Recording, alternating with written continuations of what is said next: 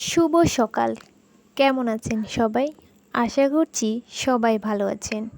আজকে সারাদিনে কি করি আপনাদের সাথে একটু একটু করে শেয়ার করব। প্রথমেই ঘুম থেকে উঠে ছাদে চলে এসেছি, কিন্তু দেখুন এখানে অনেকগুলো গোলাপ ফুল দেখলাম যে ফুটেছে।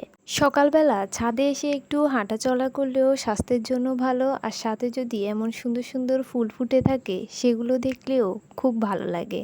আমার প্রতিটা গাছে খুব সুন্দর করে ফুলগুলো ফুটে আছে দেখলাম। এখানে দেখুন, এটা সাদা গোলাপ। সাদা গোলাপগুলো কি সুন্দর হয়ে ফুটে আছে, একদমই একটু হালকা গোলাপি কালার টাইপের, দেখতে কিন্তু বেশ সুন্দর। প্রত্যেকটা টবে আমার এই গোলাপ ফুলগুলো প্রতিটা টবেই সুন্দর করে ফুটে আছে। এখানটা দেখুন কি সুন্দর না, বলছিলাম না একটু গোলাপি কালার টাইপের। এই তো নিচে চলে এলাম। নিচে চলে এসে এখানে রুটি বেলার প্রস্তুতি চলছে।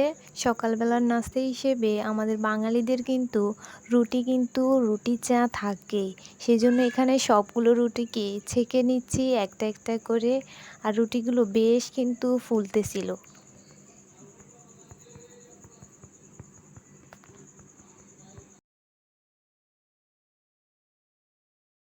এই তো এখানে সবগুলো রুটি হয়ে গেছে, সাথে এখানে আলু ভাজি করে নিয়েছি খাওয়ার জন্য, আর চা তো আছেই। সকালবেলা রুটির সাথে এই যে আলু ভাজি চা, এটাই কিন্তু ভালো লাগে।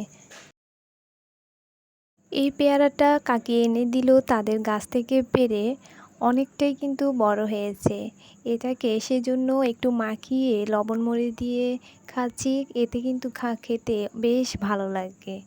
আবারও ছাদে চলে এসেছি পুজোর জন্য কিছু ফুল তুলতে। অনেক রকমেরই ফুল ফুটেছে। এই যে এটা হচ্ছে মশরোজ, অনেক সুন্দর দেখতে এই ফুলটা। আর এটা দেখেছেন, ছোট্ট একটা গোলাপ গাছে কত বড় একটা গোলাপ ফুল ফুটেছে।